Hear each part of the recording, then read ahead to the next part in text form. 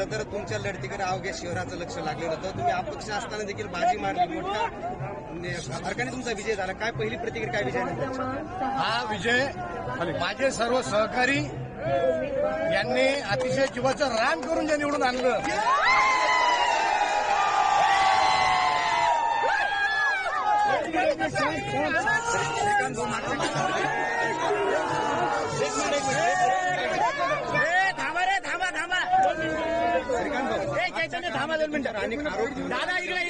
अनेक घटना घडल्या होत्या, त्याबद्दल काय नाही, आरोप अजून न्यायालयाचे ते प्रकरण न्यायप्रविष्ट आहे आणि आज जनतेच्या न्यायालयामध्ये मला न्याय मिळालेला आहे. म्हणजे त्या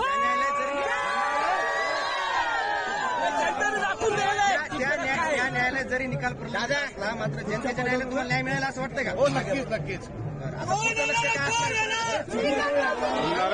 काय करायचं आता पहिला निवडून आल्यानंतर? पहिली काय प्रभागाच्या ज्या काही गरजा आहेत त्या तर करायच्या, त्या सोडून शहरामध्ये तरुणांसाठी काय आणखी चांगलं करता येईल त्यासाठी म्हणजे प्रयत्न असणार आहेत. हिंदूंचा चेहरा म्हणून तुमच्याकडे खरं तर पाहायला जाते, त्यासाठी काय करणार तुम्ही शहरामध्ये?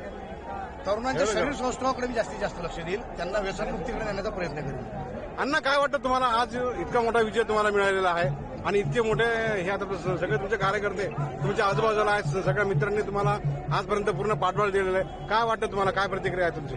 खरं म्हणजे हा विजय माझा नसून माझा संपूर्ण जे कार्यकर्ते आहेत ज्यांनी रात्र पाहिली नाही, दिवस पाहिलं नाही, एक क्षण सुद्धा ते रिकामे राहिले नाही, अविरतपणे त्यांनी प्रयत्न केले आणि त्यांच्या प्रयत्नांना हे यश आलेलं आहे. त्यामुळे मी माझं यश हे सर्व माझ्या कार्यकर्त्यांना समर्पित करतो.